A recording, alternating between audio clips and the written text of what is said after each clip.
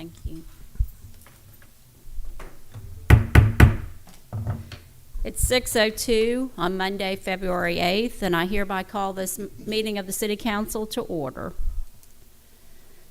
The invocation tonight is going to be done by Councilman Clark. Please bow your heads.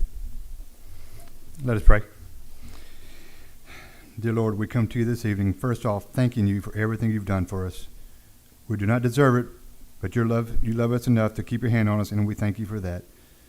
When life seems to be more than we can handle, you're there to carry us through those tough times. The taking of lives such as Lieutenant Boutet's that was so unnecessary shows we are living in a time when we need you even more. May his life not go without us coming together as a community to bond together and go against the evil in this world. We ask you help his family and all of us deal with his loss and help us heal.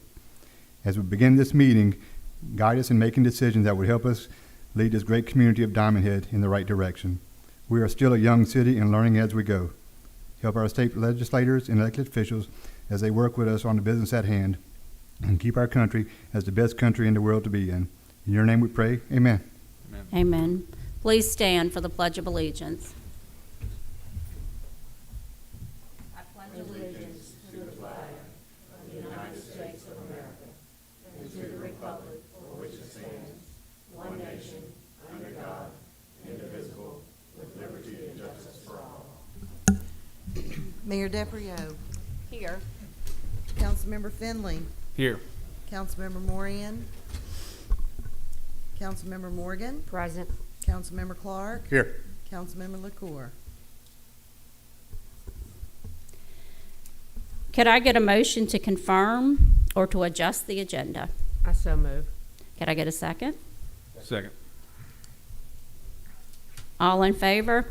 Aye. The next regularly scheduled City Council meeting will be held on Wednesday, February the 17th, 2021, in the City Hall Council Chambers located at 5000 Diamondhead Circle. City Hall will be closed on Monday, February the 15th, 2021 for President's Day and Tuesday, February 16th, 2021 for Mardi Gras. Tonight we have a presentation by Mr. Ty Niecase of Niecase and Company to discuss his consolidation report that he was asked to put together by the mayor and council, and it's been several months ago. And I want to start out by saying, if you could give me one moment. Please note that it is 6:05 and Councilman Moran has entered the meeting. So our report tonight, we are a city. You know, we were formed in 2012. We're fast approaching our 10-year mark as being a city. Things will be happening, transitions will be happening, you know. So looking at where we are today, where we're headed, we have a lot of boards, a lot of members, a lot of different entities in the city, all working together for the same common goal to serve the 9,000 residents that we have here living in Diamondhead. So tonight is just the beginning of many discussions to look at the financial statements, what it would be, would it benefit? You know, none of us know the numbers. We're about to hear where we are on consolidating one or two. You know, we don't know where we are, but this is something that we all need to look at and work together. It's not something here that we're trying to, and we're being very, we're disclosing this in the sense that we want to all work together. Our ultimate goal is what is best for the residents of Diamondhead, which are the same as the ratepayers. So that's what we're looking at, and that's the whole purpose of this meeting. Thank you. And with that, I'm going to turn it over to Mr. Ty Niecase.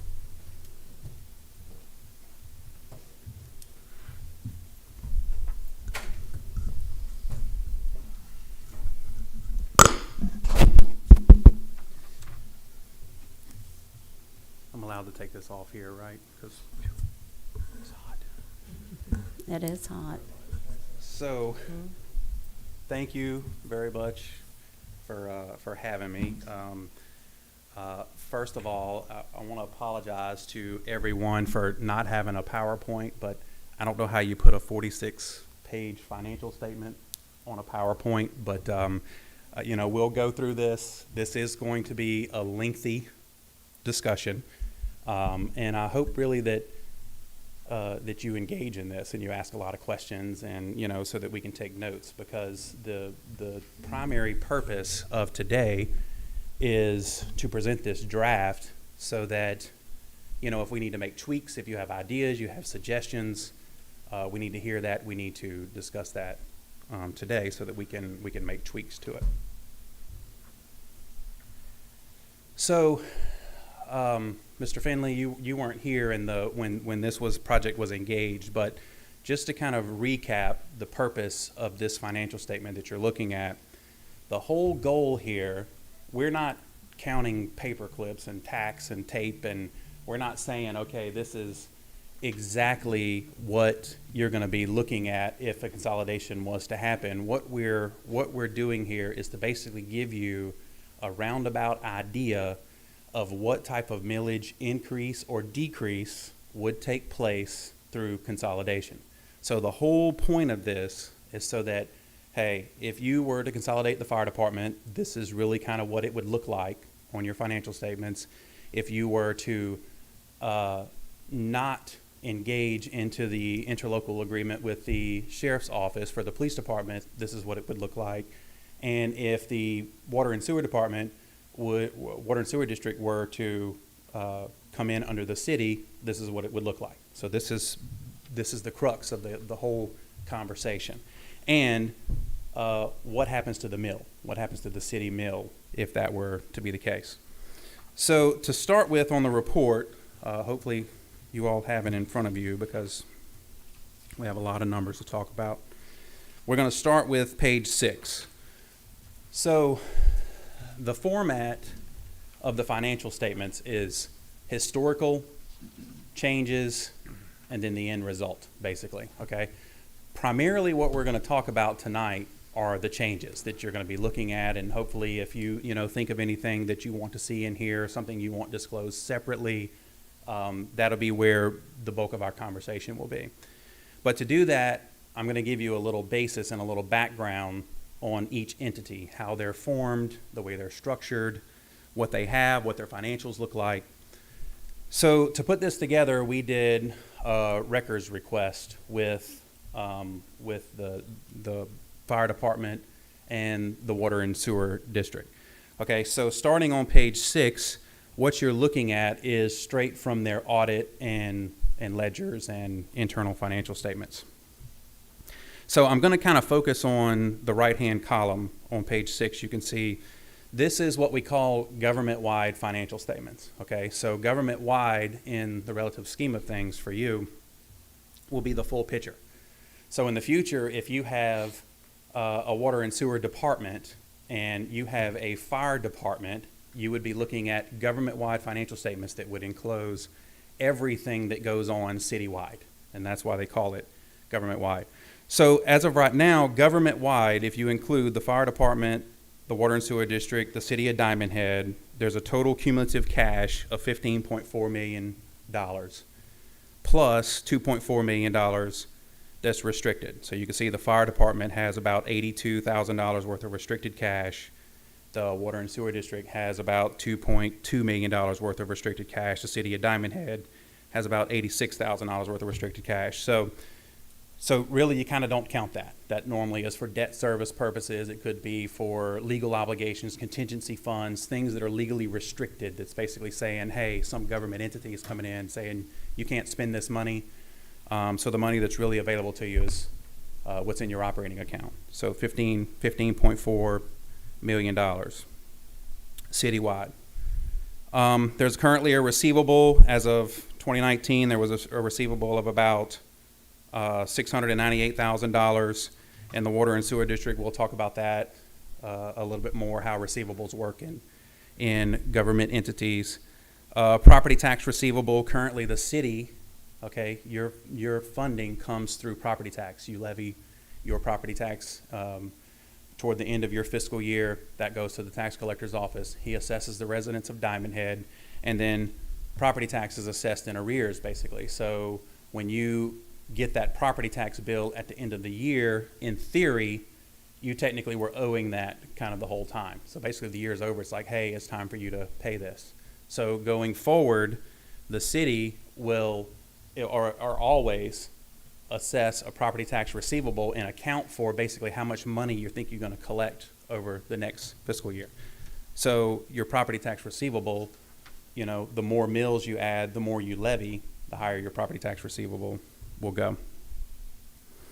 I'm not going to cover this line for line, so just kind of hitting the high points, because things that are going to kind of matter more when we get into the discussion for the changes and everything. Intergovernmental receivables, you see that number there, $2.8 million or $2,815,165. That's intergovernmental receivables.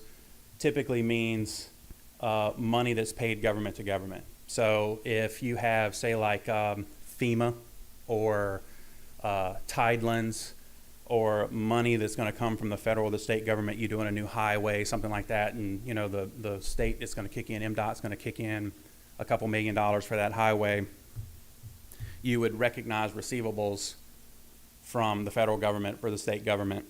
That's what that number is. You can see cumulatively that the all three entities have about $11.2 million worth of non-depreciable assets, land, construction in progress, things like that, and about 105, we'll just say rounding, $105 million worth of depreciable assets. So you can see the big contributors there, the water and sewer district at $50 million. You're talking about wastewater treatment plants, wells, lift stations, infrastructure, pipes in the ground, things along that line, and then about $50 million at the city. So you're talking about roads, bridges, things like that infrastructure-wise that the city puts in. So they're actually pretty equivalent.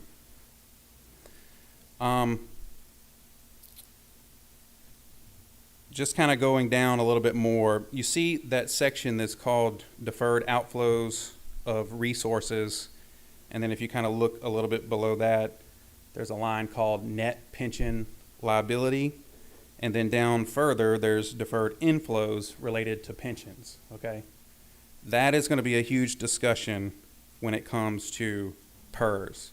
So as you can see, there's a $2 million net pension liability on the books for the fire department. Okay, what that means is the accounting profession, the regulators of the accounting industry basically came up a few years back and said, we're going to start reporting on your financial statements the money that you're going to owe to your employees through their lifetime through your pension plan. All right, and that $2 million, that net pension liability, is what that number represents. So if PERS was citywide, that number would be a lot bigger. Okay, this runs for entities like a county or a city of Gulfport or something like that. This runs in the 30-40 million range. I mean, these are big numbers, because this is an actuary projecting how much money you're going to pay out to employees basically for the rest of their life is kind of what this number represents.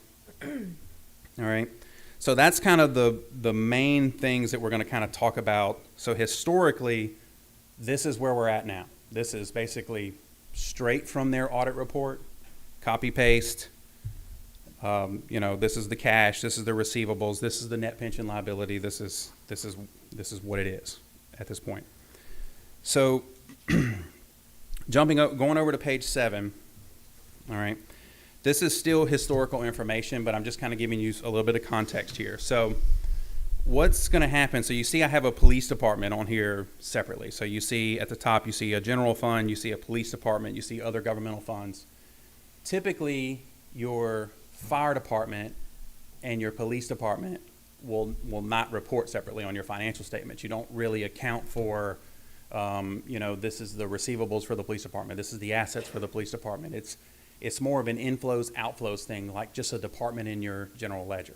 Okay, so it's not normal that you would have, say, showing the police department here that the police department spent $850,000. All right, we're basically just doing this for the purpose of this report so that you can kind of see it. But what happens in government which, I mean, I kind of actually like it because the first statement you're looking at, like you thinking, okay, we've got pension liability for things we're not even paying now. We have assets on the books. We're kind of coming up with a depreciation number. We have, uncollectible accounts at the fire department. We have all this stuff. All right. Well, from this point forward, what you're looking at here, so it says balance sheet governmental funds, and it's going to say basically it's income statement governmental funds. Most government accounting is on cash basis. So it's basically inflows and outflows. Okay. So the city, your general fund, for the most part, what you budget is kind of the way you look at your reports. So you budget, we think we're gonna bring up in this much money in property tax, and because we think we're gonna bring that in, we're gonna spend this much money in these areas. So that's kind of the way fund accounting works for government entities. So when the police department and the fire department come in, they will be treated the same way. It's more of an inflows and outflows thing. The water and sewer district, on the other hand, even when it comes into a city, the water and sewer district is what we call an enterprise fund, all right? So that means it operates like a business. And even when it comes into a government entity like a city, it still operates like a business, all right? So it basically has to charge for services, and it has to meet its obligations through those charges for services, okay? So this switch that we just went through here from government-wide to governmental funds, keep this in mind. When you see governmental funds here, you're kind of looking at projected, this is real kind of projected inflows and outflows. So this is why this statement is really kind of actually pretty telling. On page 8, we're still doing historical context here. So if you look at the very top, this is governmental funds. So this is inflows, outflows, kind of what we're talking about here, okay? So property tax, you see the city of Diamondhead in its general fund had about $2.5 million worth of property tax that was collected. And then for the general fund and other governmental funds, all right? We pulled the police department out so that you can see it. And we estimate that the police department was allocated about $874,000. Currently, FYI, for 2020, that number is looking closer to $900,000. So, and then if you kind of look down a little bit further, you can see general sales tax for the city is collected somewhere around $673,000, franchise $275,000, road and bridge. You can kind of see all the numbers as they accumulate there. Interest on your accounts, $128,000. And then the other governmental funds and charges for services, that's grant money coming through. Charges for services would be your solid waste fund. So, kind of similar to an enterprise fund, a solid waste fund basically charges for the service of collecting garbage, takes that money. It comes through here. They pay solid waste for, contracting with waste management. So that's charges for services, kind of similar to the way that a water and sewer district would work. So if you kind of look down below in the expenditures section, you see general government, public safety, public works, culture and recreation. So the theory behind government financial presentations is that really what matters is where are you spending your money. So you have total revenues at the top here, you can see is $6.3 million. Of that $6.3 million, you spent $1.2, almost $1.3 million on general government. You spent over $1 million on public safety. You spent $2.7 million on public works, so roads, drainage, all those types of projects. Culture and recreation, $34,000. So just FYI, if we pull the POA into this revolving document here and we say, what happens if we take over the parks? What happens if we take over Twin Lakes, if we take over the pools, the whatever? That's where that goes. Culture and recreation is where you add those items in.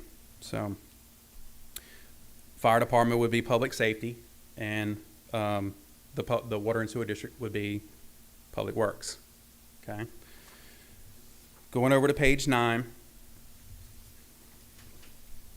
So because of the fact that the fire department has charges for services, they bill the residents of Diamondhead, they collect the money, they use that to operate and to provide fire services for the city of Diamondhead. Technically, the fire department is operating the same type of enterprise as the water and sewer district. They're both operated as enterprise funds because they're having to live within their means. The fire department is not assessing millage. They get millage from the county, but in order to pay their bills, they have to charge someone. They have to raise that money, and they do it through the fire fees that we all pay every year. So looking at this statement, this is a proprietary fund statement. Basically, in the future, a fire department and a water and sewer district would not report on the same financial statement together. The fire department would come over into the city, into the general fund as a department, and the water and sewer district would be here by itself because it operates as a general fund. But because this is the way it operates, we're presenting both of them on the same page just for you to see the history here. So as you can see, the fire department has a little over, as of 2019, the fire department has a little over $1 million in cash, and the water and sewer district has $8.3 million in cash. The water and sewer district has $2.2 million restricted, and the fire department has about $82,000. There's a little small fire fees receivable on the books. We're going to talk about that in a little more detail in a little while, but basically what that means is the fire district, according to their records, really has about $400,000 worth of uncollected fire fees over time. But what you have to do is you can't say, okay, we're gonna be optimistic here and try to collect this $400,000. What they're doing is they have to say, okay, we're not going to collect this because some of this has been outstanding for 15 years. So in reality, we're really only going to collect about $39,000. So that's what this number represents here. But of course, when you go through a consolidation and you convert over to millage, there is no fire fees receivable anymore. All right, so we'll talk about that more in just a little bit. The rest of these numbers are kind of very similar. Like I said, just kind of calling your attention to the pension, deferred outflows from pensions, the net pension liability for $2 million, the compensated absences. Compensated absences are basically accumulated leave time. So depending on the entity and what the policies are for that entity, as employees work longer, they get more vacation for that, is granted to them or that they accrue throughout a year. Well, as they do not use that vacation, the compensated absences balance grows. So what's going to happen to the compensated absences when these entities are consolidated? That's another thing that we're going to kind of talk about. So that's, you can see that's a cumulative between the two entities, $147,000 worth of compensated absences. The other thing I want to kind of call your attention to on page 9. If you notice under the fire department, the fire district, that very bottom number is a negative. The negative 396, almost 397,000, okay? That's actually really important to note because that's negative equity. That means bad normally in the accounting world, but it's not really bad with the fire department because we were talking about the net pension liability. The fire department has a $2 million net pension liability, which is, it's not even money they really owe. It's just this projected estimate of retirement benefits over their employee's lifetime, over their pension plan, which is putting this into the negative. But I'll explain to you in a little while why that's really kind of important to know, okay? Because it's not uncommon to see a negative equity in a government entity, especially when they have a lot of accumulated depreciation or a lot of write-offs or a large net pension liability. But there's an important reason to note that, and we'll talk about it here in just a little bit. Can I ask a question? Mm-hmm. Why is it? Is it because of PERS that has to be recorded this way? It's because of what we call, it's GASB 68 is what we Okay. call it. So basically what happened is the accounting profession recognized that government entities they're heading in, we're not accounting for the pension plans and the pension obligations that a lot of entities are accruing and undertaking, in their operations. So basically what they said was, hey, you know what, we need to report that, you guys are going to owe something, and you need to know what you're going to owe to your employees. If you were to cease operations now, this is what you would have to come up with. Now, that's not really the way it works, because most governments don't just cease operations overnight, but you fund this. This is why we're paying 17.4% in PERS employees for a PERS entity, that the entity pays 17.4% and the employee pays 9% into their pension plan. That 17.4% continues to go up for this reason, because PERS is saying, we have this huge liability out here that all these entities are going to at some point be obligated to. We have to start building these funds up so that the actuarial estimate will drop down. Because the lower that number or the closer you are to that number in your estimate, in your planning, in your PERS fund, is a whole lot better, because you're, with the growth of the fund, hopefully going to meet this obligation without you having to come up with a chunk of money at the end of the day. But we're facing a situation now to where it is possible that a government entity is going to dissolve and cease. So how is that going to impact you? So we're going to actually talk about that a little bit. Did that answer your question? It answered it. Not the way I want it, but it answered it. Any other questions so far? I know it's hard to stay awake. I promise. I'm trying to take my time and drink some water, which probably is making it worse, but, just throw something out there at me. If you're feeling a little sleepy, just throw a question out there, and we'll address it. Continuing on page 10.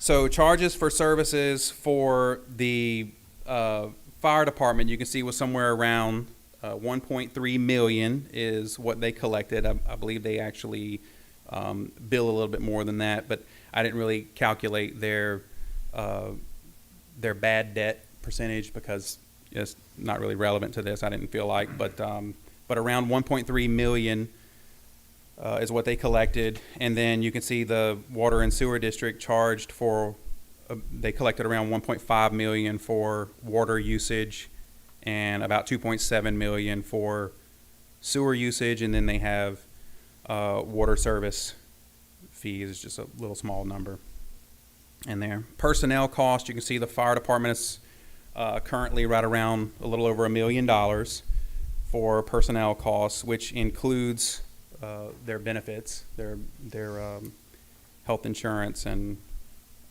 retirement is in that number. And then the water and sewer district is around close to the 1.5 million range. And you can the rest of it's kind of self-explanatory. You can see the telephone, utilities costs, repairs, maintenance, and all that good stuff. Just kind of interesting to note on here, how expensive it is to run kind of a water and sewer district. You can see that their repairs and maintenance and supply bills are, close to $250,000 because of how much infrastructure and stuff that they have to kind of to account for and maintain. Legal and professional. So you see basically how much they're spending on legal and professional fees, audits, attorneys, all that good stuff, contractual services, administrative costs. You see the fire department's kind of lumped into that $90,000 administrative cost that has their legal and professional kind of lumped in there. So we kind of took that one number and tried to leave it kind of in the same line items, and that's where that comes from. So if you note, kind of going down a little bit further, non-operating revenues and expenses, you notice there's a tax in there for $328,000. That is the 4 mills and the quarter mill that's assessed by the county. So basically what happens is you have fire districts, okay? So the Board of Supervisors creates fire districts. Cities create municipal fire districts or fire departments. But when a fire district is incorporated by the Board of Supervisors, they have the appointment power to that district, and then they are allowed to assess up to 4 mills and a quarter mill through their levy, which the fire department can spend from, all right? So the residents of Diamondhead are already paying 4 mills of tax to the fire department, basically, is what that 328,000. That's where that number's coming from. And then if you note that the water and sewer district had interest income of about $202,000, and then interest expense of about $341,000. Page 11, the only thing I'm going to kind of point out on there is kind of interesting to note that this is a cash flow statement. So you notice for 2019, the fire department actually increased its cash a couple $100,000, and the water and sewer district actually decreased its cash over $1 million. All right, I'm going to jump, because this is where what I think is the good stuff starts. So I'm going to jump over to page 15. So hopefully this is where you ask questions, or I just keep talking, and then, So on page 15, I'm skipping kind of the balance sheets, because if you look at that, it's like that jet.com commercial where it's like, the purple smoke. It's just like there's numbers and changes everywhere. So I'm going to start with the income statements, because, like I said, this is fund-based stuff. So this is more inflows and outflows, and I'm going to actually start with the expenditures instead of the revenue, because the expenditures is really the revenue is really the analysis here. So what you're looking at is the fire department. This is an income statement for the fire department. So looking under the expenditure section here, what you're seeing, okay, so historical $854,000 worth of wages, benefits $145,000, $146,000, pension expense $257,000. So the first thing that you want to note here is that the fire department didn't actually pay $257,000 to PERS. All right, they really paid closer to $140,000, $150,000, something like that into PERS. But every year, a PERS entity every year has to accrue an expense into its financial statements to accumulate and eventually go into that net pension liability. That was why I was kind of trying to explain that to you. So basically every year, that's why their financials look terrible, but they're not really terrible, because basically they got $257,000 worth of pension expense, but they really didn't spend that much. All right. So what we're saying is a couple things, starting at the top in wages. The fire department charges for services. In order to do that, they have receivables. They have to track their receivables. They have to have some type of system where they bill their customers. They send out the bills. They collect it. People account for that. They have to reduce their receivables. They're having to track the money down, harass people, bad debt, get liens on houses, all this stuff that has to happen when you are trying to collect money from people for a service. All right.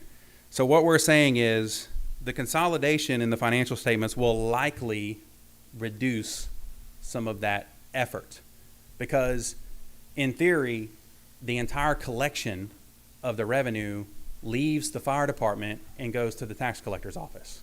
So no longer is anyone at the fire department billing for anything and collecting anything and harassing and sending cards and all this stuff. Basically, what happens is you guys say, we're going to assess a mill. It's going to go in our levy.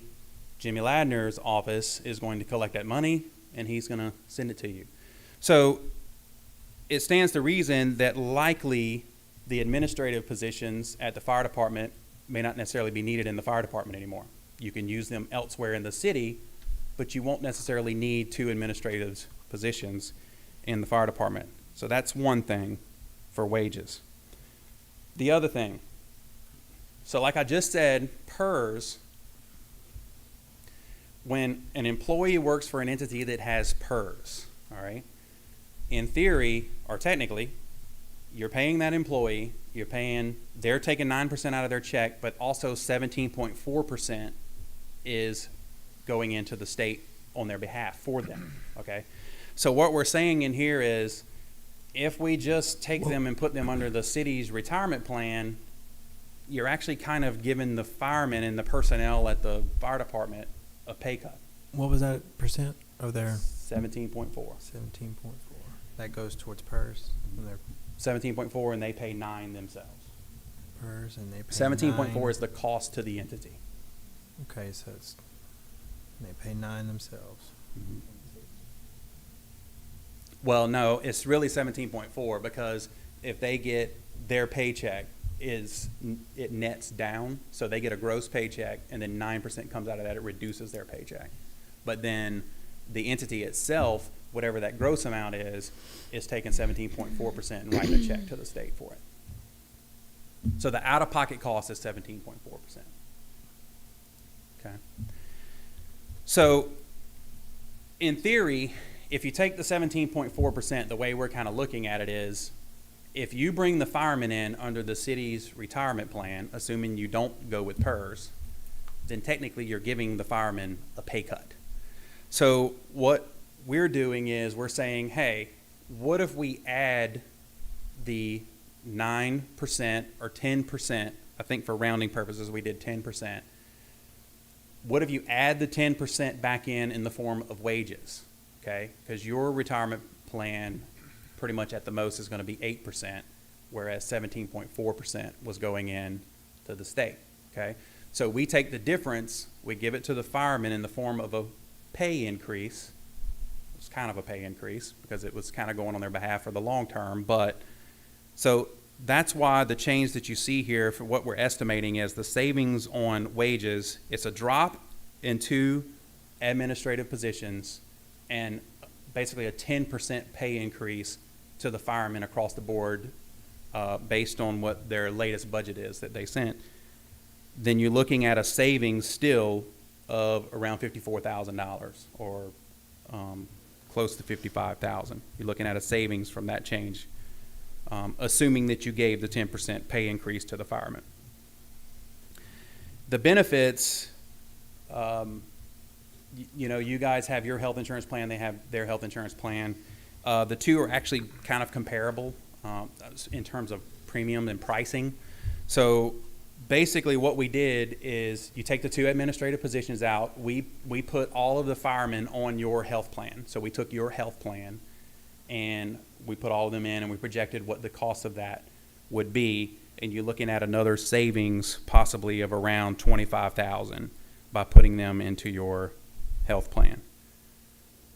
So, and just FYI, the numbers that you're looking at to the right under the forecast column, think of this in terms of budget, okay? So this is what you need. So for the firemen, with their 10% increase, that's the number that you need. For the benefits, for health insurance, that's the number that you need.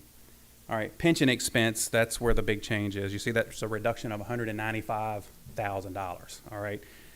Keep in mind, like I said, it's not a true cash decrease, cash flow. You're not saving that cash flow because really they paid out, say, $140,000. So that it's not a true reduction of $195,000. But the thing to note is, say they paid out around $140,000 by putting them into your 403B, okay, going from a benefits plan, a defined benefits plan, to a defined contributions plan means all the difference in the world, okay?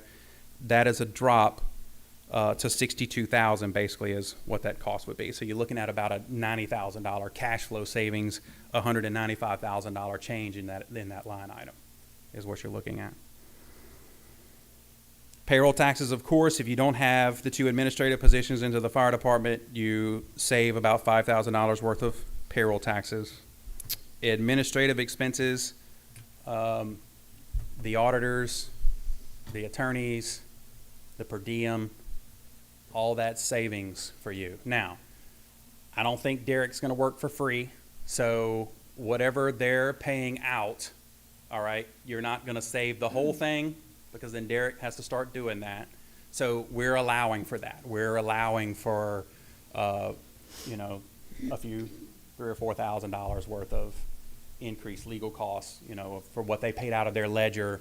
We reduced that a little bit and kind of showed some savings there because you will have some increased costs from this side, but you know, the things like the retainers, things like that go away. You know, special services, that's what kind of stays, basically. So we're estimating about a $23,000, almost $24,000 savings, which mainly comes from, we're saying,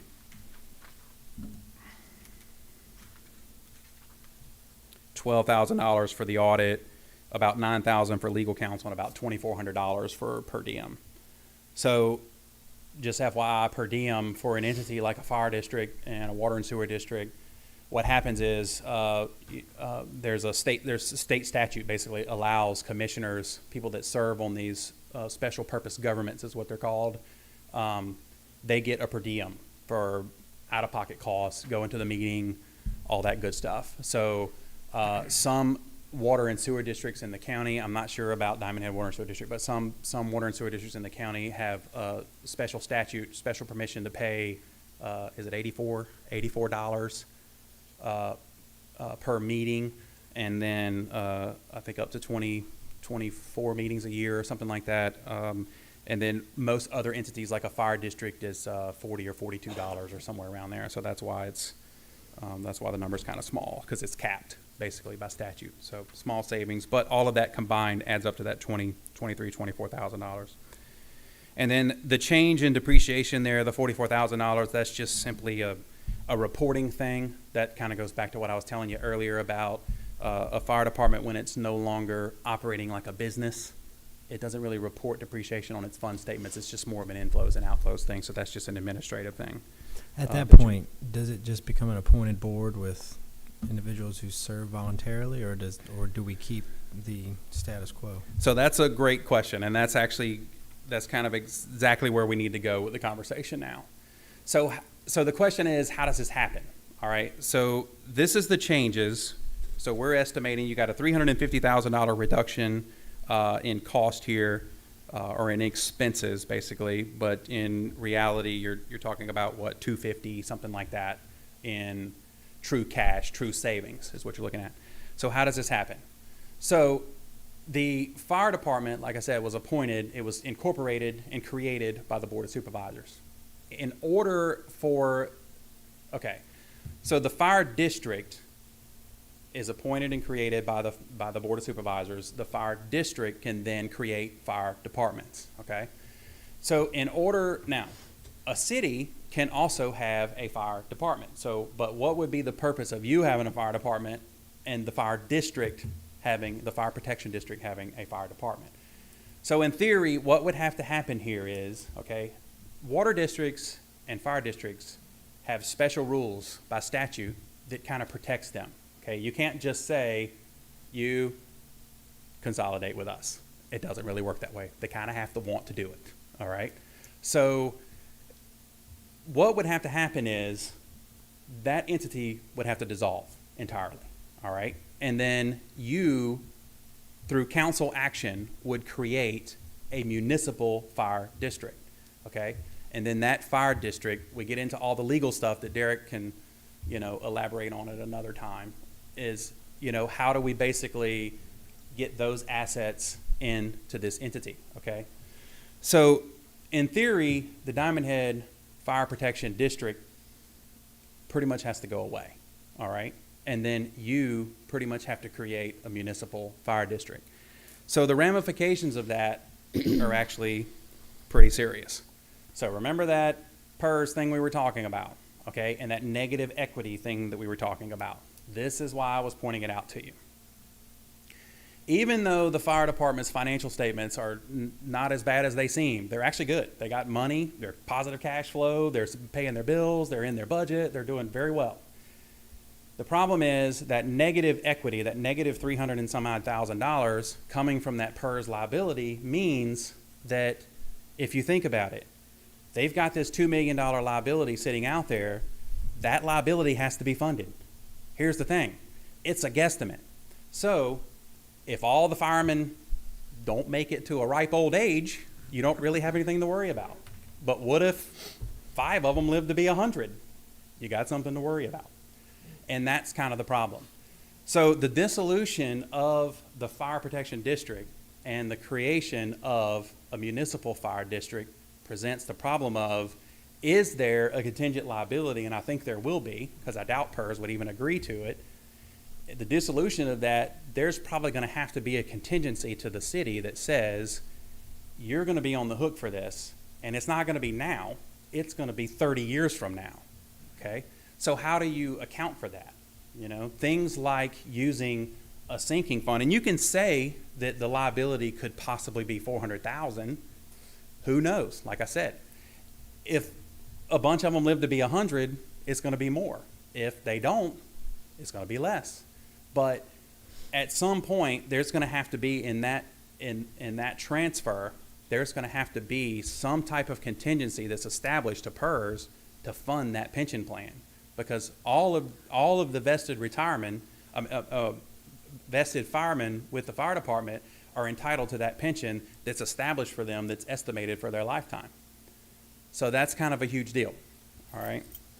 It can be done, you just have to prepare for it. So things like a sinking fund, for example, you can make an estimate, okay? Let's say we're gonna say 400,000. We're going to budget over the next 20 years to fund this sinking fund with $400,000, let it be interest bearing and let that continue to grow. You can do it like that or however you choose, but just note that this conversion it's not just, hey, we're saving money. There could be some long-term consequences to this consolidation. So you're saying create a rainy day fund? Yes, that you're going to need 20 years from now. Yes. Because PERS will tote that obligation, but when that fund is dry, it's dry. You know, at some point you have to make it good, just like the fire department. But see, the fire department never would really it would never have that day, because it's continually investing and continually putting money in, and that money's continually growing. It's in the market, it's increasing. So cutting it off, there will be some long-term consequences from that. You just have to be prepared for it, okay? What the number is, no one can tell you, because even if we get an actuary to tell us, it's just a guess, okay? So that's one thing, which is huge. The other thing, while we're on, and okay, so that to sum up, the answer to your question is that district goes away. So there is no appointment anymore. You guys are the authoritative body. You're the governance of the municipal fire department that would exist under the city. The fire protection district is gone. Okay. And then Did Go ahead. excuse me, did we look at PERS in the sense that it's not mandatory for every city employee to join? Remember you were going to review that? Mm-hmm. And I know at one point it was when I was So involved. PERS has, okay, so the way PERS works, you can have PERS for a certain section or a certain group of people, but you do not have the right to refuse anyone from joining PERS once you're a PERS member, okay? So in theory, once you adopt PERS, you're a PERS entity, okay, at that point. The way that we kind of explored going around that would be to basically create another special purpose government, which kind of defeats the purpose of this entire study. So while we're on that question, Mayor Schaefer and the council, actually, when we first came up here, this was kind of a big talking point. We wanted to know what happens, you know, if the city were to basically adopt PERS. So that answer is in here for you guys. So well, I'll just tell you so that we're not flipping pages all over. But on page 41, there is a little bit of a study here that tells you the total wages citywide. So at the bottom of page 41, the total wages citywide, this is what the police department would be, the fire department, the water and sewer district. Wages are in here. The PERS contributions would be $604,000 if the city was assuming all entities consolidated, entity-wide, $604,000 compared to if full participation, your 403B plan would be closer to $270,000. So the conversion to PERS would cost the city over $300,000 if you went citywide, is what that number would be, which is, I'm thinking why you're not on PERS now. So, because that's a big number. So, so does that answer your question on the PERS thing? It did, Yeah. clearly. So now, if you want to see PERS in the financial statements, we could do that. I don't know if you remember, but by council action, you guys decided to do this study without PERS, assuming that you were not going to adopt PERS. So that's why it's not incorporated into this millage analysis. Okay? Maybe you did answer the question, but I do have one. Say an individual who had served their time in PERS in their years, and they were currently working for us or wish to work for us, they could opt out and it would not affect them. So if you went in under the clause of, so that gets kind of complicated, because if you went in and said, okay, we're offering PERS to our public safety department only, okay, you could possibly get away with having the employees that are still in the 403B plan, which would allow employees that are retired to stay where they're at. You know, they wouldn't be limited by the PERS hours and all that good stuff. But I don't know of a single government entity in the state of Mississippi that does this, okay? It would be hugely complicated and probably very costly and probably confuse everyone. So I would go under the notion that if you adopt PERS, you're PERS. So then you're looking at the employees that are retired from PERS would probably have an issue, probably not be able to work the 40-hour job and all that. I would make that assumption if I were you. I guess the question is, of course, Derek would have to answer, there wouldn't be a grandfather clause. Okay.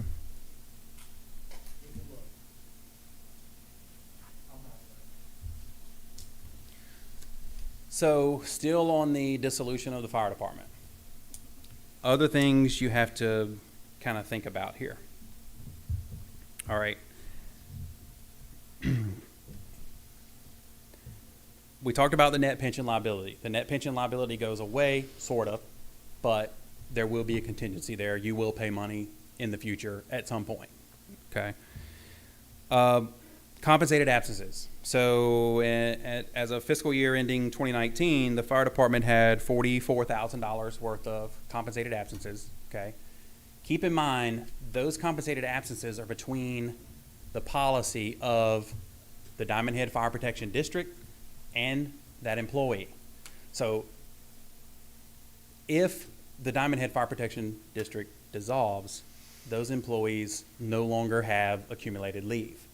So you would have to figure out now, and you by statute and law can't just say, hey, join us, we're gonna give you this money. You can't do that, all right? So you're gonna have to figure out a way to make this consolidation happen to where the chief of the fire department doesn't start with the standard 1 week of vacation kind of thing. So you're going to have to, these are things you're going to have to kind of figure out. You know, how does he come over from the fire protection district? He loses his leave. It's probably cashed out to him, so he probably gets it according to their policy. I don't know that for sure, but he probably gets it. He gets some time credited in the PERS for sick leave, but then he comes over here. You have to establish policy that would say, okay, you get 4 weeks of leave or whatever.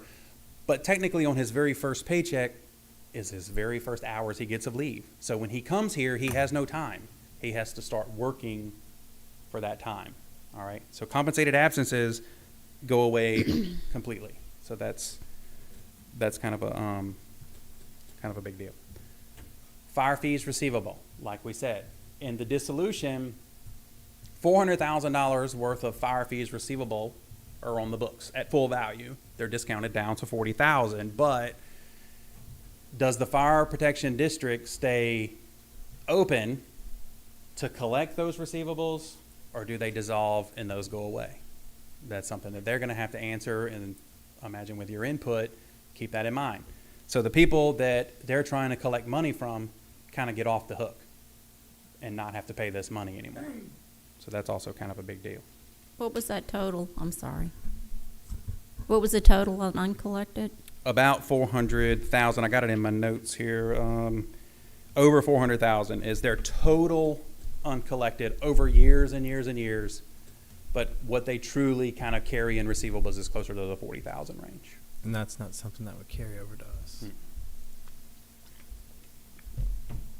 We So don't have those $400,000 worth of people that didn't pay. because we don't have the right because it wasn't ours. Correct. Okay.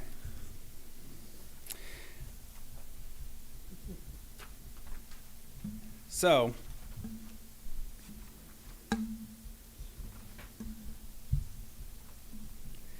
still on page 15. So if you look now, that's the expenses. I told you this was going to take a while. That's the expenses. So if you look up toward the top, charges of services goes to zero. Charges for services goes to zero. So they're no longer doing this. It's collected through Jimmy Ladner's office, and it comes here. Okay. The city, the residents of Diamondhead are already paying $30,000 in property tax for the fire department. So then the question is, with the reduction of cost and this new budget that we've kind of established over here on the right-hand side, how many mills have to be increased, okay, in order for you to do this? So it's technically a net increase, we're thinking, of around 10 mills. Your mill is valued at $93,000 as of the latest estimate. So every mill you assess technically collects you $93,000. And you pretty much get all your money, because if people don't pay their taxes, the state buy, that goes to the tax sale, people buy it there, the state buys it, blah, blah, all that good stuff. So a mill for you is $93,000. So you need an additional 10 mills on top of the 4, okay? The 4 is already there. The only change is, in theory, the county levy drops the 4, you pick up the 4 plus the 10, okay?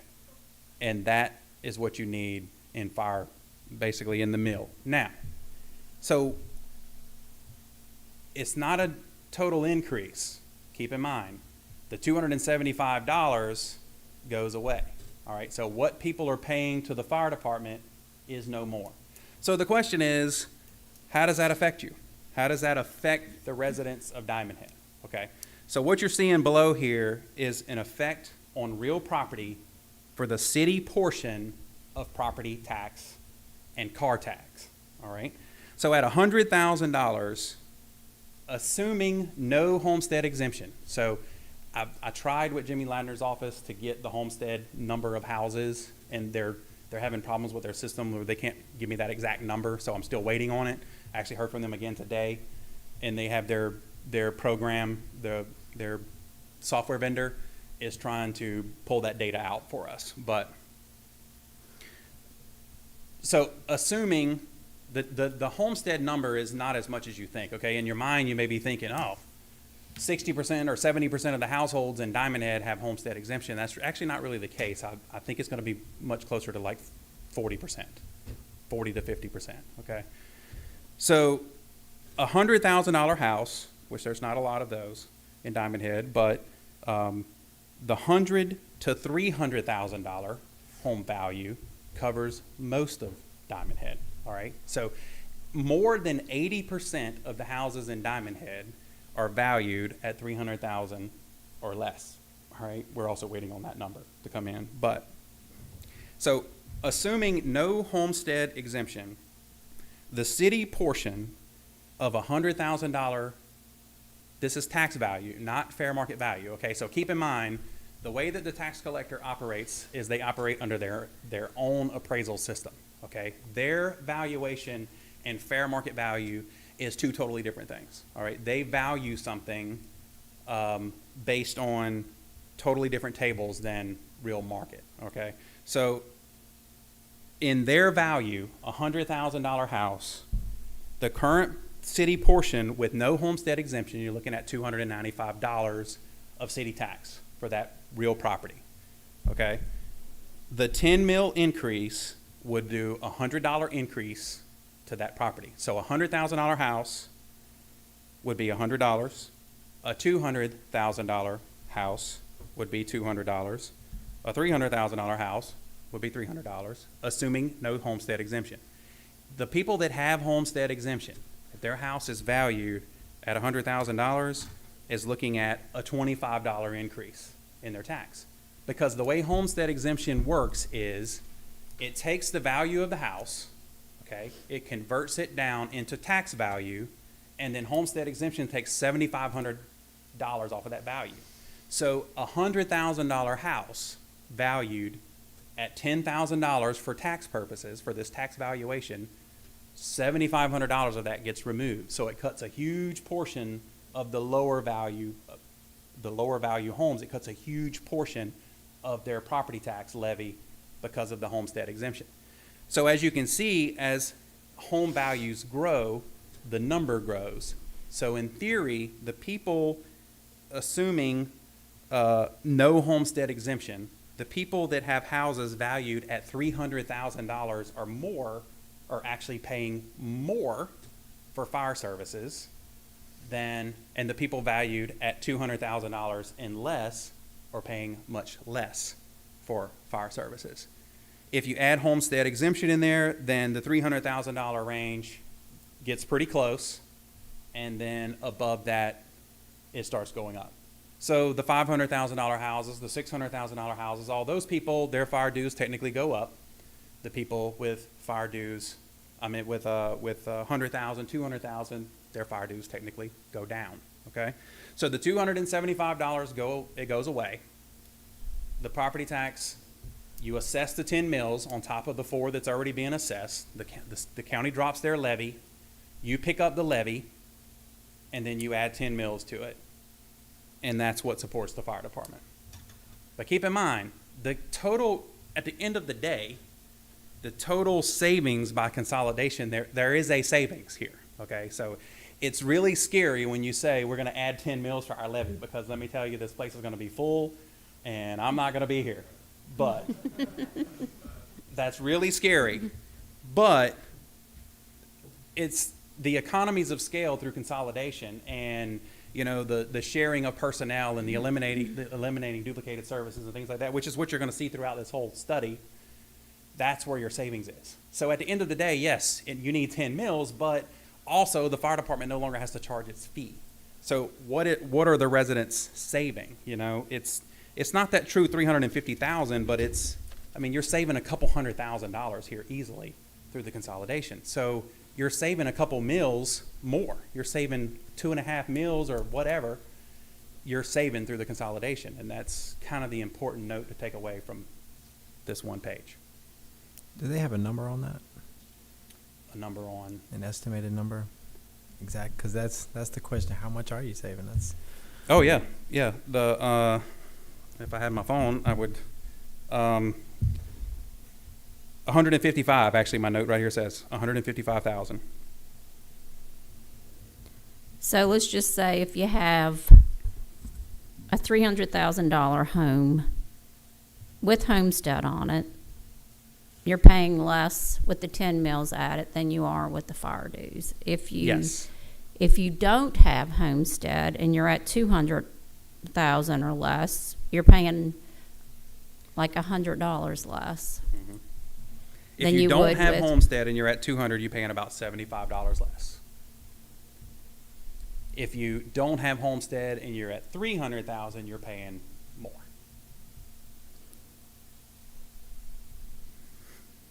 So with homestead, that far right-hand side, I wish I need my calculator because I would tell you the exact number. But with homestead, the $100,000 house sees a $25 increase with homestead. A $200,000 house. Instead of $300 or Yes. $275 fire fees, you're going to pay $25 for a Yes. $100,000 house. Yes. So over 5 years, that's a big number. And over $200,000 house is with homesteads $125 a year increase instead of $300 or Correct. $275. Okay, I see it now.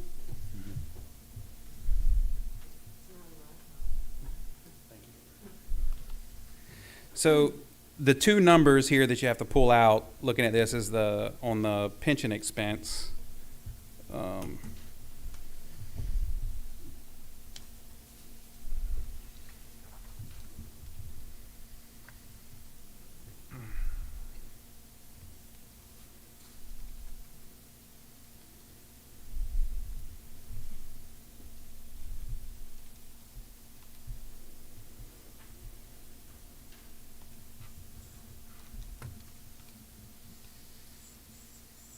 So we have to take basically 152,000 out of that 349. So 349, 138.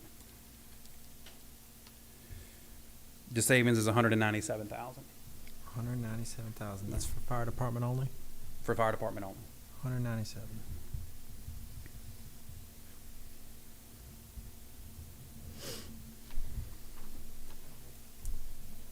I know we'll get into the topic of that, but you do have the numbers for water and sewer and police. Any other questions? Page 16. This is the police department. Okay. So what you're looking on the left-hand side, this kind of breaks out a little bit more, when you're looking at your normal audit presentation and your normal financial statements, you see basically one number. You see property tax coming in, and then you see public safety for $873,000 going out. Okay. So this is what we're trying to do is basically kind of give you a breakdown of what's actually happening. So you have your interlocal agreement with the sheriff's department, all right, that you pay for, and then you pay for stuff out of pocket. So cars and uniforms and fuel and all that kind of stuff you're paying for out of pocket, all right? So starting with the expenses, again, you look at salaries and wages. So at a minimum, okay, what you have to know up front, I guess, for me to kind of go through this statement is you're deriving benefit from the economies of scale that's accomplished from the sheriff's department providing your policing services, okay? That's no doubt. You will pay more money by having your own police department than what you're paying the sheriff's department, okay? So at a minimum, you're looking at salary additions. So in we're not going to flip to it, but when you're reading over it, you can see in note 18, I called around to all the police departments, and you would be surprised how paranoid police officers are, because they're like, why do you want this information? And I'm like, because I'm doing a study. What for? And it's like, who are you? So I guess if I had a city email address, they would have been a little more cooperative. But finally I called like all kind of them, and I called them over and over again, and they took the same message every time. And I was like, do you not remember me from it was like the third time, and I told you the same thing. But anyway, so finally, the city of Waveland, I called them, and the lady that answered the phone was like, what do you need? All right, yeah, it'll be there. And it was 5 minutes. Boom. She was like, my email was loaded. And I was like, this is great, So city of Waveland, city of Bay St. Louis, Mike had to pull some strings for me there. A couple of other ones I tried to get. Okay, so what you have to keep in mind first with the police department is there's several factors that go into how many police officers you need, okay? If you have more crime, if your geographical areas are much larger, things like that. Diamondhead is kind of tight-knit. Even though population-wise we're larger than most of the police departments I was trying to pull numbers from, geography, distance covered, all of those entities are larger, all right? And they all have more crime, okay? So what you see here is a comparison of what the city of Waveland and what the city of Bay St. Louis is currently using. And as you note, when you're looking at it, they're around the 30 officer range, 30 people to patrol their city, whereas we're at 12, right now. So at a minimum, if you create a police department, you need a chief, you need a assistant or deputy chief, okay? You will likely need, what we're estimating here, you currently have a captain position here that would likely convert over to an investigator or something to that effect. We estimate that you would need at least a couple of additional part-time officers, all right? And you're gonna need an administrative person. The benefit, you're already paying for a partial administrative person at the sheriff's department. We didn't reflect that on here because we didn't put like a half a person in here, but you're already kind of paying for half of a person, but you know, and this is a minimum. Other things we have to look at that you can tell me if you want it in here or not is pretty much every police department participates in the narcotics sharing, narcotics task force. So we're not accounting for a narcotics person in here. The question is, do you need also a narcotics person, or can one of your investigators, you're kind of getting by with one investigator now, but I'm telling you what is hard to estimate in this is the benefit that you're deriving by some of the costs that the sheriff's department is covering. And I'll tell you a huge one is training. The sheriff's department mandates training for their deputies anyway. So they're getting a lot of training through the sheriff's department that you guys are not paying for. All right, your training cost compared to, you know, the good thing is I was able to pull a lot of police departments' budgets and their general ledgers and stuff online because people are starting to get more, you know, transparent. So I'm looking at numbers and studying. Your training budget is like ridiculously low compared to what a normal police department would pay for. So you would have to expect things like that to definitely go up in cost.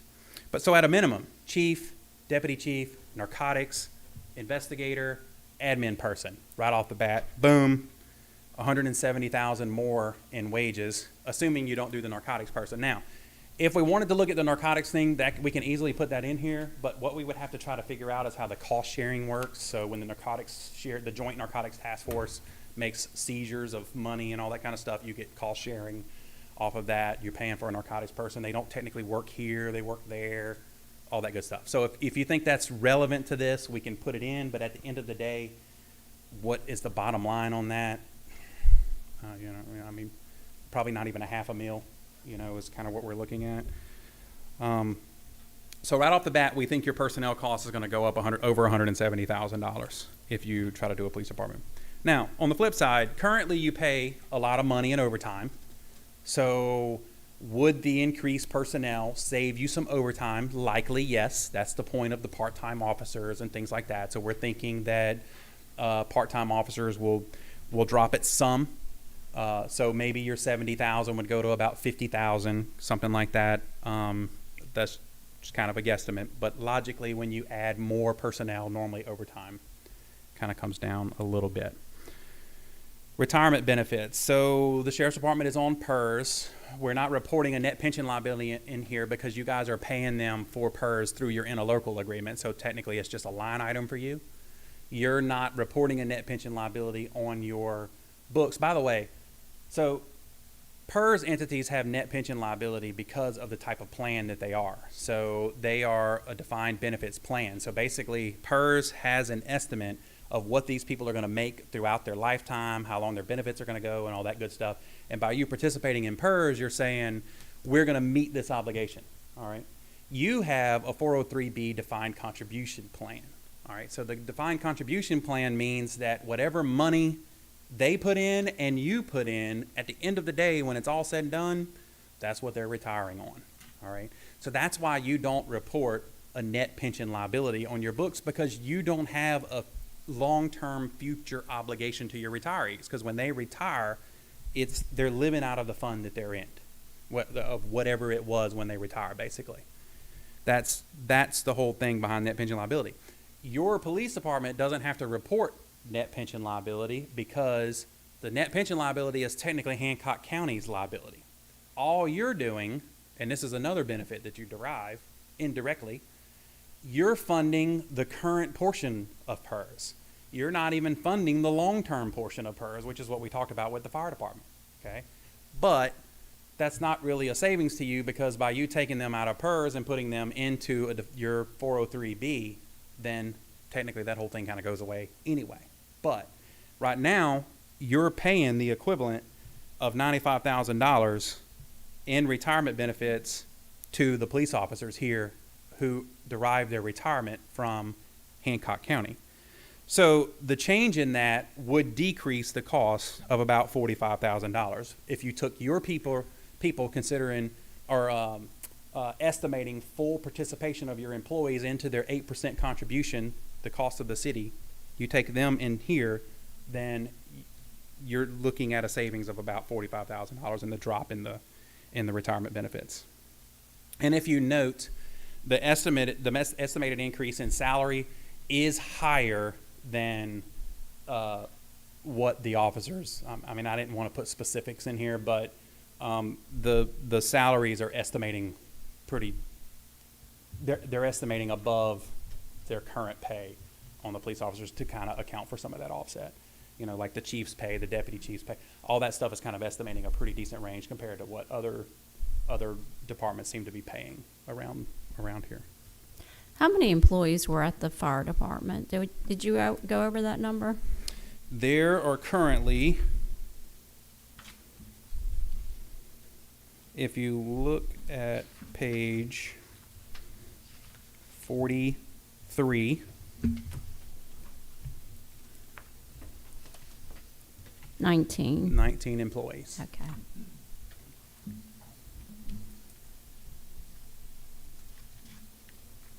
Okay. So insurance, when we put the police officers on your insurance, we actually calculated, because keep in mind, you're increasing your roster. Okay. So increasing your roster, the insurance benefits are pretty equivalent, but increasing the roster actually results in an increase in health insurance benefits. So you're looking at an increased cost of about $26,000 by converting to this roster with those benefits.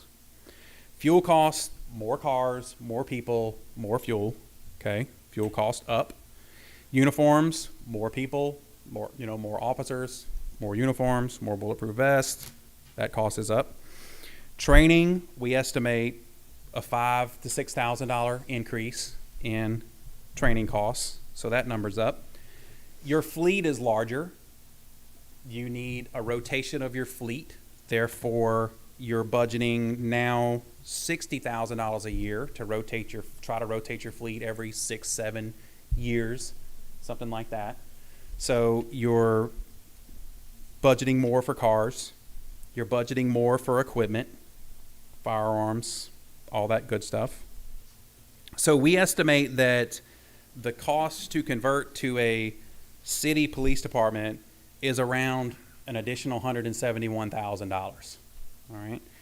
So in order for you to convert that into mills, if you assessed an additional 2%, 2 mills, an additional 2 mills, okay, what you're currently using to fund the police department is around 9.5 to 9.75 mills, okay? You would need 2 more, and that would cover you basically for the police department. So how does that affect the residents? A $100,000 house with no homestead exemption sees a $20 increase in tax. With homestead exemption sees a $5 increase in tax. A $200,000 house sees a $40 increase with no homestead, $25 increase with homestead. And then you can see the car tags. I don't think I covered the car tags in the fire department, but so the car tag calculation, it's kind of interesting to note that so basically a car value, you take 30% of it, and then of that value, 5% of it is what we call a legislative tag credit. So the state basically says we're going to take 5% of that value and we're going to discount it, okay? Well, when a city incorporates, the 5%, which a person before the city incorporated, they were getting that whole benefit off of their car tag.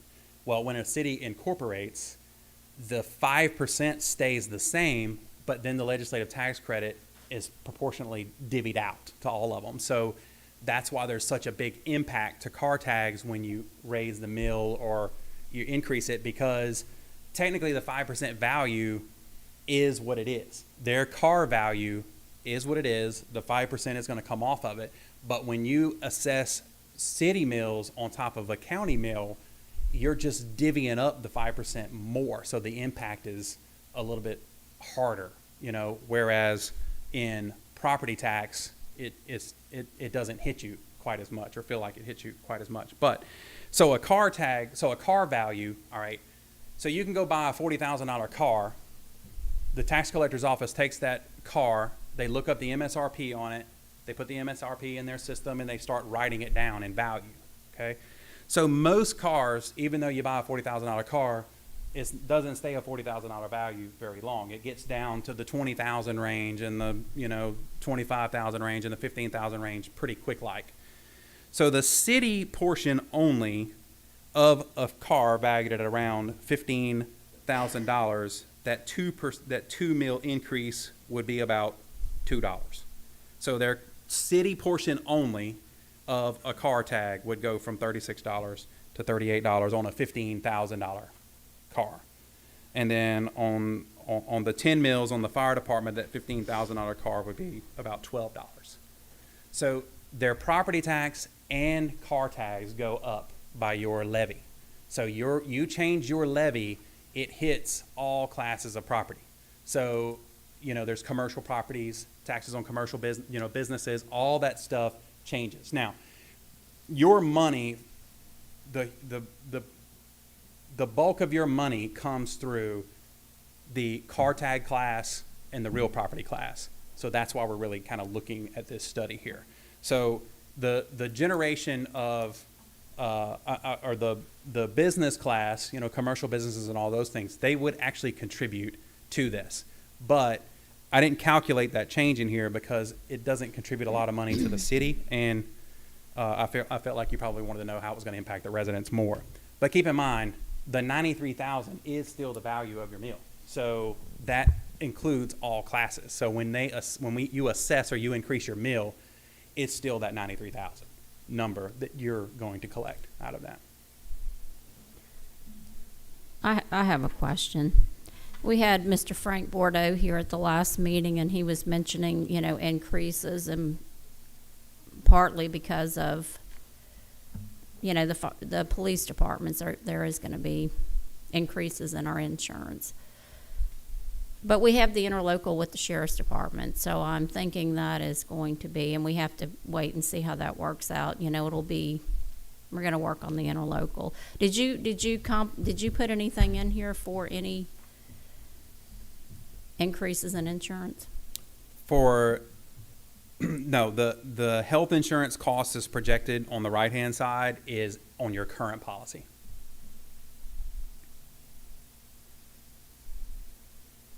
As of today. It's not historical as of 19, it's as of today. So if you have an increase in the next month or two, we need to update this. These are other risk factors I was talking about, not health. Right. But so there may be extra things added. And the good thing is that because of the fact that we did the 2 mil edition, you do have about a $14,000 fluctuation here. So the 2 mils would give you a $14,000 surplus. So hopefully. So what was the reduction? On the police department, it was a net addition in cost of $171,000. Okay, addition. Yes, having your own police department is going to cost you more addition, money. 2 mils. Yes. Okay. And that's moving from 12 officers to 17. Yes.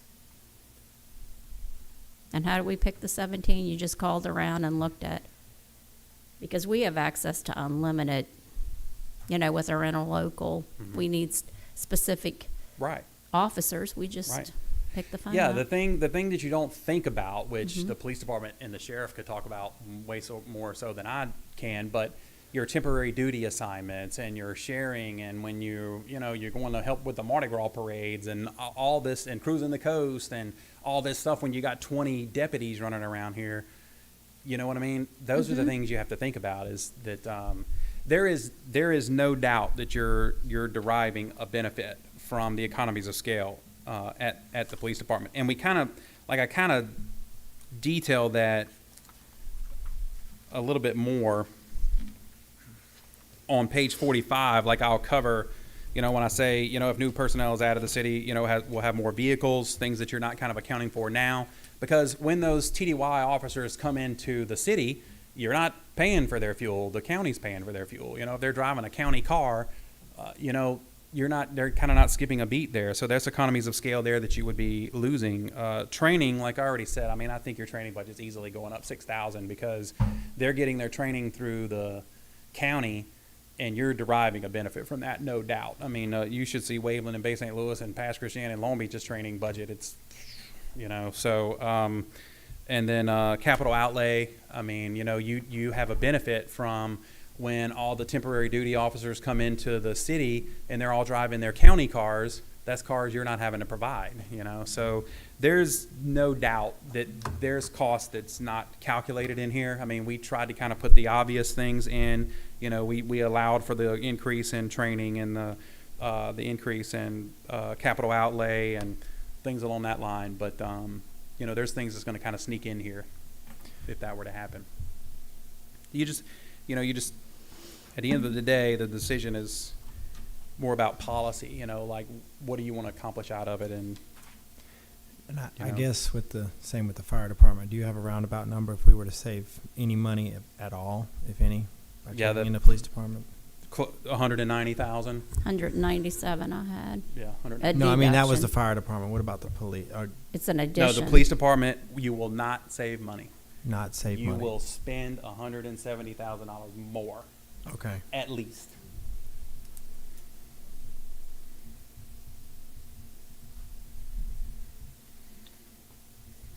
Any questions? That's We have a lot of numbers coming at us. This is why I couldn't We do a have PowerPoint. How do you questions. put this on a PowerPoint? I don't know. So, We're gonna have to start waking people up back on this I side know, over here. yeah. We're getting to this section over here next, so, okay, thank you. Page- And thank you for doing this. You're very welcome. Page 17 is the water and sewer district. So the thing to note on the water and sewer district is there's no tax dollars here. So the water and sewer district supports itself by it consolidating into the city. You're not looking at how many mills do we have to raise in order to bring them in, because in theory, if their rates stay the same that they are now, their expenses stay the same, their debt stays the same, then they're paying their bills, okay? The challenge on the water and sewer district is similar to the challenge in the fire department. So does the water and sewer district want to consolidate? So by statute, there's some things you got to kind of work out there. And then things that, like if you look through the notes we pulled from their audits, that you'll see some, that they have a bond issuance and things like that that would have to be addressed. So, a bond could be refunded and then issued again through the city. So those types of challenges, which could be overcome by paying, attorneys and people like that a lot of money to figure it out. So it can be overcome, but would be expensive, especially if you're talking about a bond being refunded and things along that line. So on page 17, you can see that right off the bat, we're not really proposing a rate decrease or increase or anything to that effect, because you don't need to do that at the water and sewer district. Because like I said, they pass a budget and they pass rates to meet that budget, basically is what happens. The things that we do note, if you notice on the right-hand side, so you've got salaries, you've got health insurance, you've got a note by legal, professional, you got a note by retirement, and you've got a note by the commissioners. So salary, the structure of the water and sewer district, all right, so we requested an organizational chart. They sent it over to us. And unfortunately, this $125,000 savings that you're seeing here is a complete guesstimate, because unfortunately they did not send the information we requested. So we requested certain information and we had to pay for it, which was very unusual, and we didn't get it. We got most of it, but when we requested positions and salary ranges, we got a range of $20,000 fluctuation. So how do you know? So what we did, the general manager salary wasn't even reported, so we have no idea. So what we did was took the numbers and split it down the middle. So if it was a range of 60,000 to 80,000, we put 70,000. What are you to do? Can we ask again for that, being we paid for it? I don't know that the city can pay for something and not get it legally. That's up to you guys. So I Okay, didn't feel that's like another topic. I didn't feel like I needed to spend that money. So what is it that you needed? Positions and salary, actual salary amounts. Positions And you and just actual want a salary. title and a dollar Just a amount title and for- a dollar of true who works there. Their Not a title, name, just not a name, title and a title, dollar amount. Yeah. So all we're calculating here in the water and sewer district is if you look at duplicated services. So normally a public works department, you would have a public works director that would oversee a water and sewer district. So our reduction here, we're saying probably a reduction in the general manager position. And then you have a comptroller here at the city. You have a comptroller at the water and sewer district. So likely a reduction there, or possibly a change in role or something to that effect. You'd never have two comptrollers at a city, but a water and sewer department does have administrative staff. So you will need your people that do the billing. You will need all those people. You have to decide what you're going to do with them, kind of thing. How you're going to change the structure, all that kind of stuff. So that's the reduction that you're seeing here. From what we could kind of pull from the ledgers that we received, it looked like the total health insurance cost was around $308,000 for the year. And by us pulling it into your plan, it looks like the cost would be around $162,000. So you're looking at about a drop of about $145,000 in costs to the ratepayer. Legal, professional, and like I said, if you know, we didn't go through and just go through every single account and saying, like for example, Encode is a perfect example. You guys have Encode. Whatever accounting system that they use, you guys won't need that. So they're paying for some services to their accounting system that you would not have to pay for, because you can simply turn a module on and pull in those numbers. So we didn't go through and nickel and dime everything here. We just kind of pulled out the obvious things that we were kind of asked to look at. Personnel, health insurance costs, you don't need 2 attorneys. You don't need 2 auditors.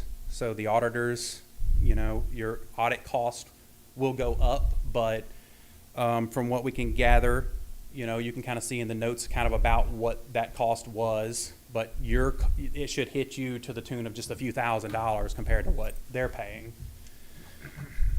Same thing with commissioners. So commissioners, about $8,700. That per diem would kind of go away, and then retirement. They have a retirement system that is not PERS from the looks of their audit report. And so it looks like you bringing them into your retirement would actually increase the cost a little bit. So it'd be $9,000 to $10,000. It would cost you more to put them into your retirement system. So you're simply just looking at some duplicated personnel, health insurance changes, attorneys, audits, commissioners, just the bare minimum kind of obvious things. You're looking at close to a $300,000 savings. So that's the number? Mm-hmm. Probably save around $300,000 to take them in? Mm-hmm. And like I said, it's a guesstimate because we don't really know what those.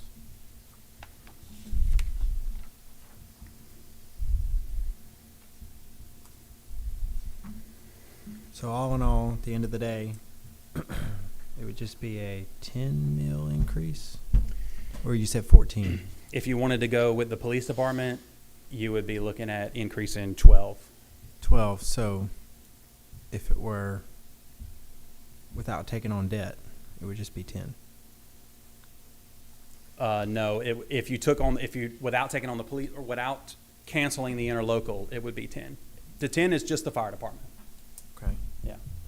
So the conversation we had about the fire department and the dissolution, That, the same thing happens with the water and sewer district, okay? By statute, the water and sewer district has authority, and they were created by the Board of Supervisors through a House bill. The appointment power was transferred over to the city of Diamondhead, but they were still created under that section of the law that the Board of Supervisors uses to create water and sewer districts. So the dissolution would have to take place, all right? So looking at their, kind of the same things that we talked about with the fire department, the water and sewer district has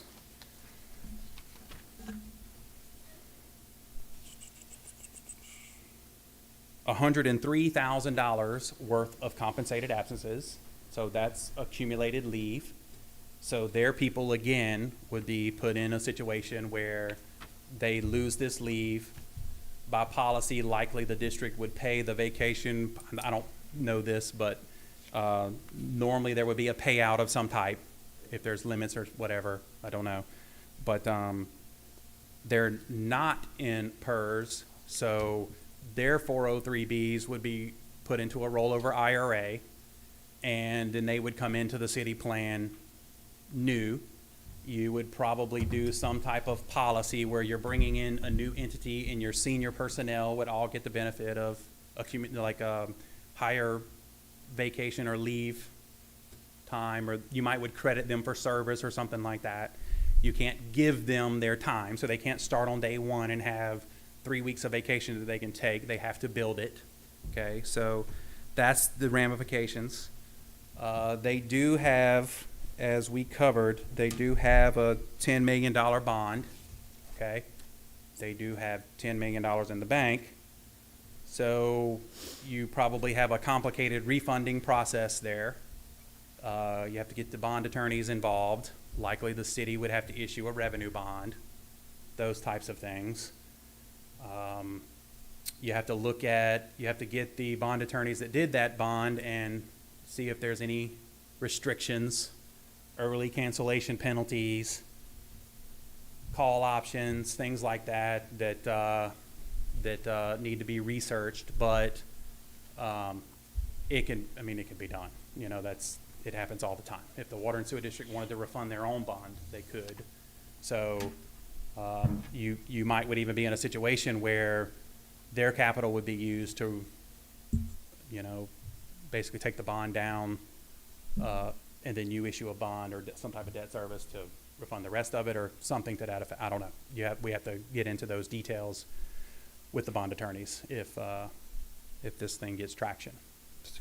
So you're looking at upfront cost and consolidation for the dissolution of the fire district and the dissolution of the water and sewer district. So keep that in mind. This is not hey, we're going to do this. This is a complicated thing, So going back to that $350,000 addition or savings, that's not taking into account the compensated absences. It looks like here on page 45, you're curtailing that savings back to $165,000. Page 45 at the bottom. that's salaries. Okay. The $660 change on the health insurance. How was that number derived? Because theirs is $308,409. We just took the ledger, so we requested general ledgers and trial balances and stuff. So we basically took the payout and put it in here, and then we took their positions that on their organizational chart, and we put them into your policy. And we're just basically saying that that's the difference. I don't know what the 300,000, the true details of that. That's not information we requested. We just requested enough to know what the cost would be. So you just did employee coverage on your total? Just Correct. an employee? Your policy, yes. The city's policy. Okay.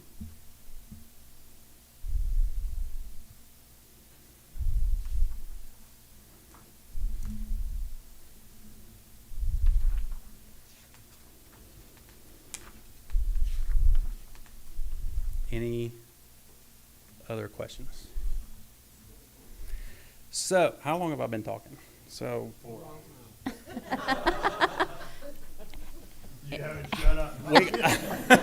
we got 20 more minutes. So I'm just Oh, gosh. so page 19 of 43. No, I'm just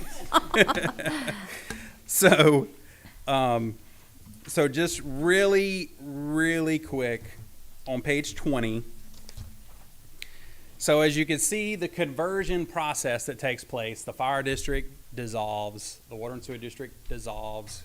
You pick these things up. We get all these assets here. We do the way with the debts. You issue new debt. All this stuff happens. All right. Then you have citywide services. You have a public works department with a water and sewer department. You have a fire department. You have a police department. All right.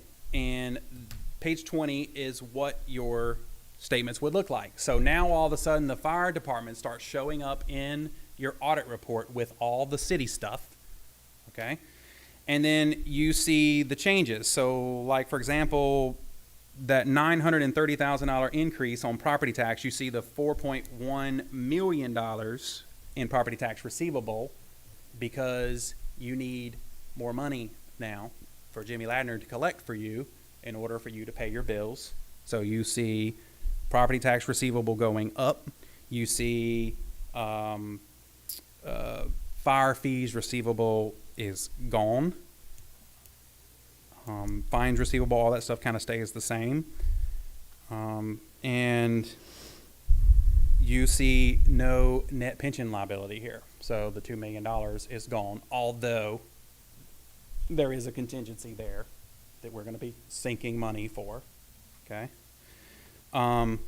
So that's the clean end result, basically, of what your fund-based balance sheet would look like on an audit. When your financial statements are presented to you, that's the way that they would look. Page 21 is the income statement portion of that. So you can see that we need more money for the police department. You can see that part there. We need less money for the fire department. The city would be the same. Total collections would be up to account for that. Total collections in property tax would be up to account for that. And then you can see at the bottom the changes that you would have. So your public works department would all of a sudden jump up to a larger department. Your public safety costs would increase. Your general government costs would stay about the same. Page 22, you go from proprietary fund or enterprise fund type fire system to a water and sewer district. A water and sewer department, which is a proprietary fund in your financials. So you can see there, this could drastically change depending on what they did with their cash, if they use their cash on their bond and all that good stuff. But I would think you would probably wind up refunding that with a new bond issuance. So the cash would probably be stable. Page 23 is what an income statement would look like, proprietary fund for a water and sewer district. So you would keep your same rates initially. It would result in the $4 million worth of revenue. Personnel costs would be a little bit lower. Insurance costs would be lower. You see how the depreciation and all that stuff would hit. So we basically just kind of get into regular old financials at that point. If you jump over to page 41, there's some notes throughout this other stuff. This is mostly historical, but you will see a note here and there about consolidation.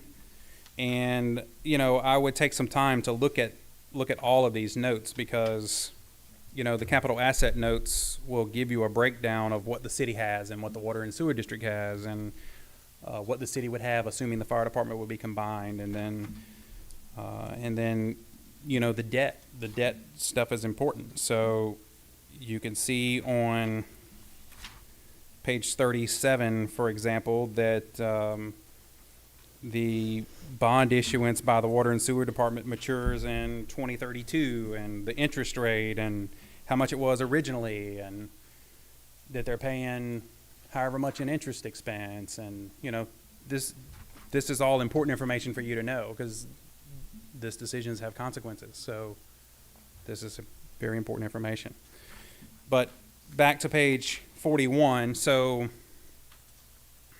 when, like I said, when the late Mayor Schaefer was with us, he was really adamant about wanting to know what this PERS number is. So, you know, I felt like it was, and you guys asked us to do this. So you see that PERS would cost you over $300,000 if you went to PERS citywide.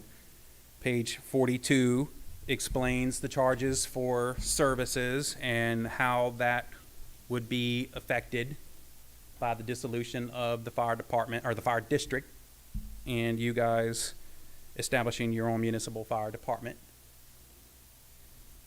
And note 15 there talks about the public employee retirement system, and hopefully that gives you a little detail on them.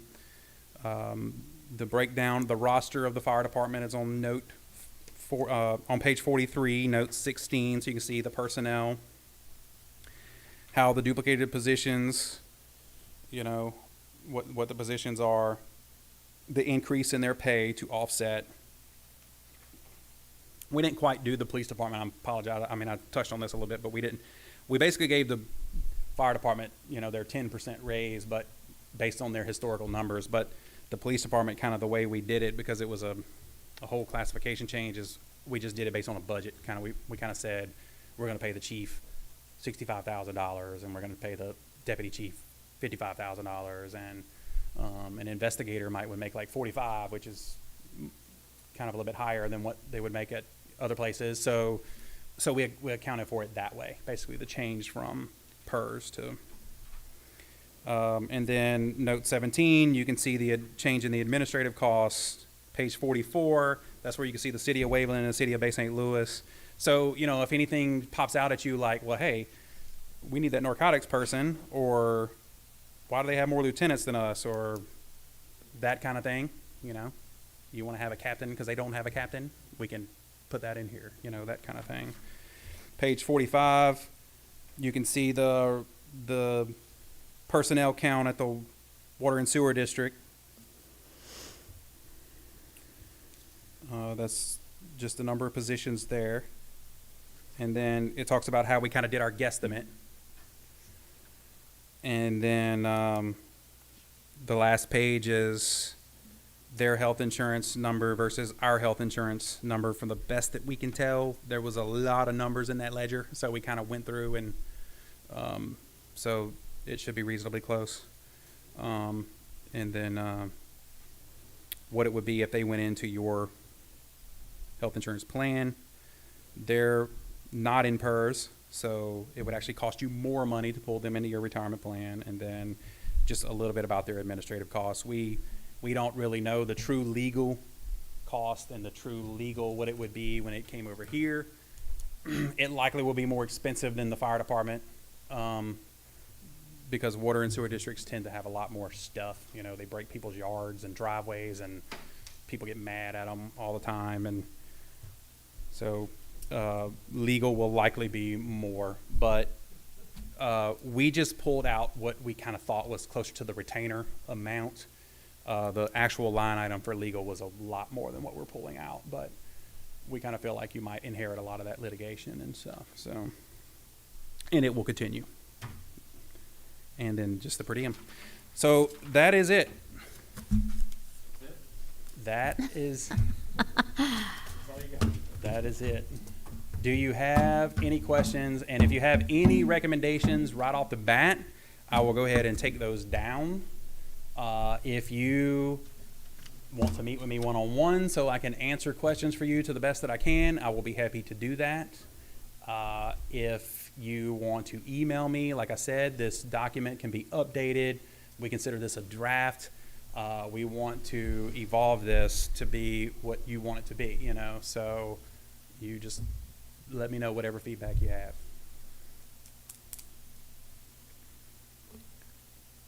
Any questions Just to a my quick left? question. All right, if I was a firefighter, would I want consolidation? It depends on if you're about 15 years in the PERS or not, to be honest with you, because it's a stinky deal. If they're vested and they have a lot vested in that district, and to be honest with you, if I'm that fireman, this is just opinion, if I'm that fireman, I'm looking for another PERS job because I've put 15 years into a retirement system that's no longer available to me. On the flip side, the new recruits probably will care less. The people that are of retirement age will probably retire, take a nice PERS check, and then come and work for the city and take another nice check, you know, for being a chief. That's definitely going to happen. So your 10 to 18 year people, that's the ones that are going to hurt. Just being honest with you, it's going to be a hard deal for them. They're going to need probably to go find a job at the city of Bay St. Louis or Waveland or something like that. Do you feel we're better off with the sheriff's department as it is now, or establishing a police department? Cost wise, yeah. Cost wise. Management wise, I have an opinion about that, but I mean, you know, the sheriff is the boss of the deputies. So, but I'm here for the money, and economies of scale is a big thing for me. So saving $170,000 to $180,000, it would be hard for me to give that up. And one more. All right. Would it be at the end of the day, is it in the best interest of the city to take on 1, 2, 3, or none of the districts? Well, you have a savings that could be derived to the residents of Diamondhead, and I feel like your ultimate fiduciary responsibility to the residents are to do is to serve. And to serve the residents of Diamondhead, if there's cost savings on the table, I feel like it's your responsibility to explore them, you know? And that's speaking as a CPA and as a resident of this city, you know? So personally, just speaking as a resident, when I cast my vote, I would like to know that I'm voting for someone that's going to listen to me about my issues about all those departments, you know? Whereas there's not much of a voice to those standalone entities now. You can go to the meetings, but I'm not voting for those people. I'm voting for you guys. That's speaking as a resident. Speaking as a CPA in this study, I feel like it's your fiduciary responsibility to look for these savings and to try to pass them to the residents. I know I put you on the spot with those questions, but hey, I appreciate you. Thank you. Any questions to my right? Well, Yes, Mayor DePrio. you know I I'm have ready. a million questions, but I mean, we're not going to, I know, and everybody's like looking. So, I mean, there are a lot of questions. This is a lot of information, and we need to digest it, go through it, and absorb it. But I guess in the nutshell, between the fire department and the water sewer, it's roughly around $500,000 of savings a year. Even with the 10 mills, residents will be paying less. Most, except those with 400,000 or greater homes will be paying a little more. Collections will be eliminated because then it'll be on the property taxes, which we know how that works. You know, and there's a million other variables we haven't even discussed tonight about being able to work and sit down together and work just on a development, something as simple as that, to have. And we're running across this across the city, not just with the fire, water, sewer, you know, and police. Well, the police are here all the time, so we can't even count them. And I think they're off the table because it'd be an increase, and we're very, you know, we're very cautious about why would we increase. But getting back to being able to, and even we see it with the POA, we have a developer come in, a new resident come in.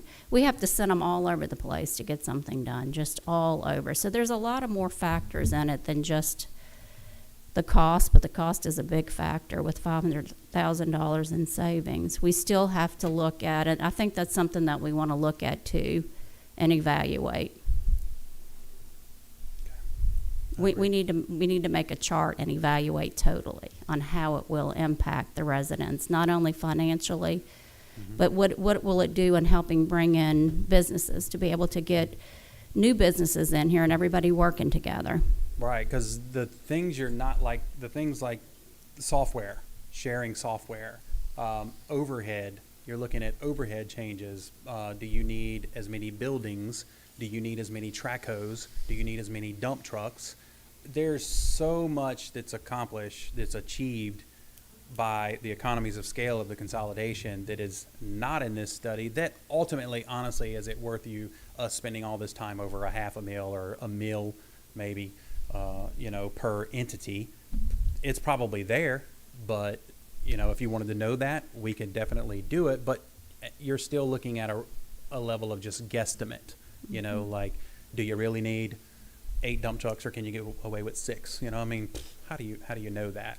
Kind of thing. But yeah, like a mock organizational chart and a consolidation of services, like someone coming to City Hall and hooking up water, a building permit, all those things that would be accomplished under this one roof with possibly even 1 or 2 personnel, the benefits that the citizens derive out of it, those are the things that are really hard to put in a numerical value, that I completely agree that should be looked at.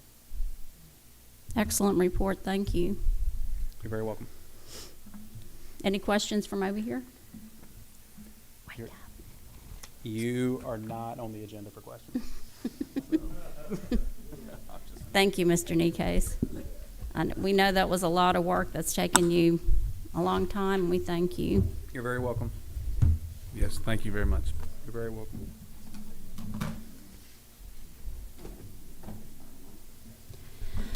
All right, now we're going to move on after consolidated financial report by Mr. Ty Nikes. Did anyone sign up to speak on no public comments? Moving on to consent agenda, could I get a motion to approve the consent agenda, items 1, 2, and 3? I so move. Could I get a second? Second. All in favor? Aye. Aye. Could I get, is there any need for executive session, council? With that, could I get a motion to adjourn? I move. So moved.